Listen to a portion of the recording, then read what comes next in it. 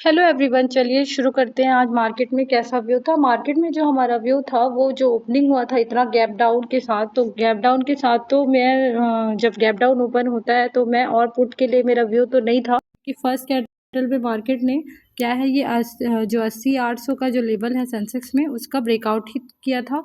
और क्योंकि नीचे ओपनिंग हुई है और बैंक निफ्टी ने भी 55,800 के ऊपर ब्रेकआउट हुआ था। तो दो इंडेक्स ब्रेकआउट करते हैं तो एक मेरा सेटअप भी है कि और निफ्टी ने कहीं से रेजिस्टेंस नहीं लिया था, ये भी लगभग ब्रेकआउट ही किया। तो तीनों इंडेक्स ने ब्रेकआउट किया तो मेरा जो व्यू है वो अपसाइड का ही होता है।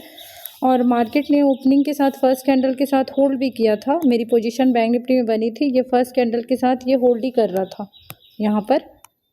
तो मैं बस देख रही थी कि किसी लेवल का ब्रेकडाउन हो, जैसे ये ऊपर ओपनिंग करने के बाद ये 55,800 का ब्रेकडाउन हुआ और ब्रेकडाउन होते ही मेरा यहाँ कहीं पोजीशन बना था, आप देखेंगे तो। और मार्केट ने और निफ्टी और सेंसेक्स भी ना होल्ड ही कर रहा था, वो नीचे नहीं आ रहा था।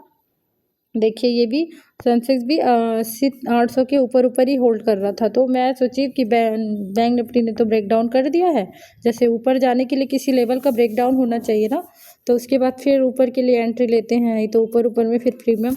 बट बैंक निफ्टी को आज करना था डे लो ब्रेक, तो डे लो ब्रेक किया फिर भी मैं रुक जाती।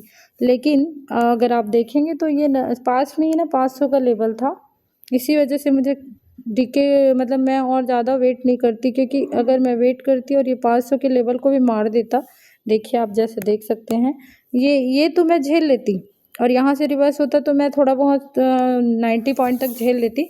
लेकिन 500 के ऊपर ऊपर ही होल्ड कर रहा था, 55-500 के ऊपर में, तो थोड़ा ज़्यादा रिस्की था। जो मेरा 70 पॉइंट का एसएल हुआ है वो यहाँ कहीं 150 के एसएल में पहुँच जाता, तो इस वजह से फिर मैं काटी हूँ। बट मेरा अपसाइड का ही व्यू था और मार्केट देखिए ऊपर जा ही रहा है, यहाँ तक आया ज़रूर था ब्रेकडाउन करने, लेकिन ये डे लो जो डे फर्स्ट कैंडल का लो है उसको कुछ ज़्यादा ही निकाल दिया, क्योंकि उनको होल्ड किया था निफ्टी और सेंसेक्स को, और इसको ब्रेकडाउन तो शायद व्यू भी चेंज करने के लिए सब लोगों का कि चलो मैं डाउन में जा रहा हूँ, तो उसमें भी बायर आएंगे, सॉरी सेलर आएंगे, तो उसमें भी सेलर आए होंगे, तो उसी के कारण मार्केट फिर से यहाँ से पलटा।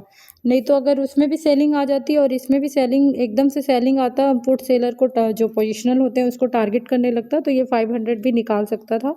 तो इस वजह से मैं अपना पोजीशन कट की हूँ, ज़्यादा मैं नहीं देख पाती। ये अगर डाउन होता तो फिर मेरा प्रीमियम, देखिए ये डाउन नहीं आया है, फिर भी प्रीमियम जहाँ से मैं निकली हूँ वहाँ से भी इतना डीके, मतलब जहाँ मैं कट की हूँ यहाँ लेते ही 70 पॉइंट का डीके हो गया, ऊपर से और 50 पॉइंट फिर और नीचे हुआ, मतलब बहुत बॉटम में आ गया था प्रीमियम। तो फिर उतना डीके मैं नहीं देना चाहती थी। और लेकिन अगर 500 का लेवल पास नहीं होता ना तो मैं दे देती थोड़ा सा, थोड़ी देर बाद मार्केट घूम ही जाता, बट वो 500 का लेवल पास होने की वजह से ही मैं जैसे ही कट करके निकली हूँ और थोड़ा सा और डीके हुआ प्रीमियम, और अब देखो ऊपर जा रहा है। तो आज का जो व्यू था तो वो अप साइड का ही था, क्योंकि गैप डाउन होता है तो एक तो पोजीशनल नीचे और सेलिंग आती तो सेलर ही आते हैं, तो उनको प्रॉफिट देना नहीं चाहता मार्केट, और अगर एकदम अच्छे से रिट्रेस कर करके सेलिंग आती तो मे भी मार्केट जा भी सकता था। बट इंडेक्स चूज़ करने में मेरे से गलती हो गया। अगर मैं निफ्टी या सेंसेक्स में किसी में से एक को चुने रहती तो शायद मे भी नहीं होता, क्योंकि एक्सपायरी था तो मेरे को सेंसेक्स चूज़ करना था। बट वही मेरी गलती हो गई कि मैंने बैंक निफ्टी में, जबकि उसका एक्सपायरी है।